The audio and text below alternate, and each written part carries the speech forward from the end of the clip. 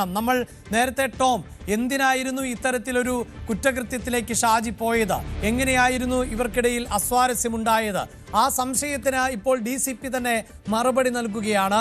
കുടുംബ ബന്ധത്തെ ബാധിക്കുന്ന തരത്തിലേക്ക് എത്തിയതോടെ സുധയെ ഇല്ലാതാക്കുക എന്ന തീരുമാനത്തിലേക്ക് ഷാജി എത്തുകയായിരുന്നു ടോം. തീർച്ചയായും അഭിലാഷ്, കാരണം ഇവിടെ എന്തുകൊണ്ടാണ് ഈ കൊലപാതകം ഷാജി സുധയെ കൊലപ്പെടുത്തിയെന്ന ചോദ്യമായിരുന്നു തുടക്കം മുതൽ ഉയർന്നത്. അക്കാര്യത്തിൽ വ്യക്തത വന്നിട്ടുണ്ട്. പ്രതി തന്നെ ഇക്കാര്യം പോലീസിനോട് കുറ്റസമ്മതം നടത്തിയിട്ടുണ്ട്. തന്റെ കുടുംബജീവിതം തകർമെന്നായപ്പോൾ, അതായത് ഒരു താൽക്കാലിക സുഖത്തിന് വേണ്ടി അല്ലെങ്കിൽ ഒരു വഴിവിട്ട ബന്ധമായിരുന്നു ഇരുവരും തമ്മിൽ എന്ന കാര്യത്തിൽ യാതൊരു സംശയവുമില്ല. അത് ഇന്നലെ തന്നെ വ്യക്തമായ കാര്യമാണ്. അത് ഈ ഷാജിയുടെ കുടുംബജീവിതത്തെ ബാധിക്കുമെന്നായപ്പോഴാണ് അയാൾ സുധയെ ഇല്ലാതാക്കാൻ തീരുമാനിക്കുന്നത്. സുധയെ സംബന്ധിച്ച് അവർ ഒറ്റയ്ക്ക് താമസിക്കുന്ന, വിവാഹമോചനത്തിന് ശേഷം ഒറ്റയ്ക്ക് ജീവിക്കുന്ന ഒരു സ്ത്രീയാണ്, അമ്മയോടൊപ്പമാണ് ജീവിക്കുന്നത്. ഷാജി തന്നെ വിവാഹം കഴിക്കും, തന്നെ ജീവിതത്തിലേക്ക് സ്വീകരിക്കുമെന്നൊക്കെ സുധ സ്വപ്നം കണ്ടു കാണും. പക്ഷേ ഷാജിയെ സംബന്ധിച്ച് തന്റെ കുടുംബം, കുട്ടികൾ, അങ്ങനെ പല അഭിമാന പ്രശ്നങ്ങളൊക്കെ ഉണ്ട്.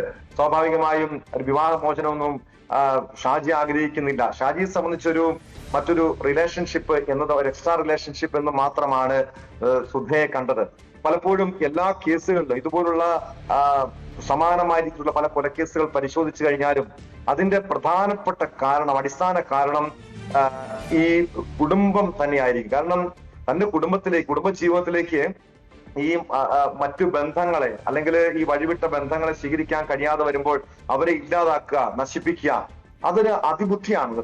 ഷാജി കാണിച്ചതും അത്തരമൊരു ക്രിമിനൽ ബുദ്ധിയാണ്. കാരണം സുധയെ സംബന്ധിച്ച് ആത്മഹത്യ പ്രവണതയുള്ള ഒരു സ്ത്രീയാണ്.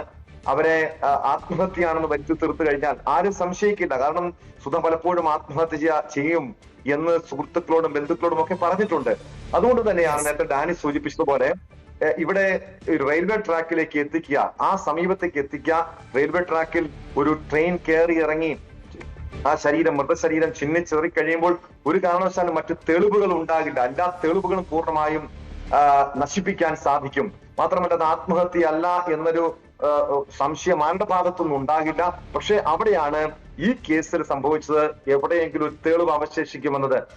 കാരണം ഷാജിയുടെ കണക്കൂട്ടുകളെല്ലാം പൊളിഞ്ഞത്, തകർന്നത് അവിടെ അത് റെയിൽ ഗതാഗതം ഇല്ലാത്തൊരു റെയിൽവേ ട്രാക്ക് ആയിരുന്നു അത്. അതുകൊണ്ട് തന്നെ പിറ്റേന്ന് ഷാജി കരുതിയത് പിറ്റേ ദിവസം പുലർച്ചെ കാണുമ്പോൾ ആ മൃതദേഹം അവിടെ ചിന്നിച്ചെതറും, പൂർണ്ണമായും നശിക്കും, എല്ലാ തെളിവുകളും ഇല്ലാതാകുമെന്നായിരുന്നുവെങ്കിൽ, പക്ഷെ അവിടെ ദൈവത്തിന്റെ കരങ്ങൾ എന്ന് പറയുന്നത് പോലെ, ടോം സൂചിപ്പിക്കുന്നത് പോലെ തെളിവുകൾ ഒന്നുമില്ലാതെ ആ മൃതദേഹം ചിന്നിച്ചിതറും എന്നാണ് ഷാജി കരുതിയത്. എങ്കിൽ എല്ലാ തെളിവുകളും അവിടെ ശേഷിച്ച സാഹചര്യം ഉണ്ടാകുന്നു. ആ തെളിവുകളിലേക്ക് പോലീസിന് വളരെ പെട്ടെന്ന് എത്താൻ പറ്റുന്നു. അങ്ങനെ ഷാജിക്ക് കുറ്റം സമ്മതിക്കേണ്ടതായി വന്നു. ഈ അപകടം ഉണ്ടായ അല്ലെങ്കിൽ കൊലപാതകം നിർവഹിച്ച ആ സ്ഥലത്ത് നിന്ന് നേരിട്ടുള്ള വിവരങ്ങൾ ആണ് ഡാനി പോളും പങ്കുവച്ചത്. ഒപ്പം എന്താണ് ഈ കൊലയിലേക്ക് നയിച്ചത് എന്നതിന്റെ വിശദാംശങ്ങളാണ് ടോമും നൽകിയത്. കൂടുതൽ വാർത്തകൾക്ക് News 18 കേരളം യൂട്യൂബ് ചാനൽ സബ്സ്ക്രൈബ് ചെയ്യുക.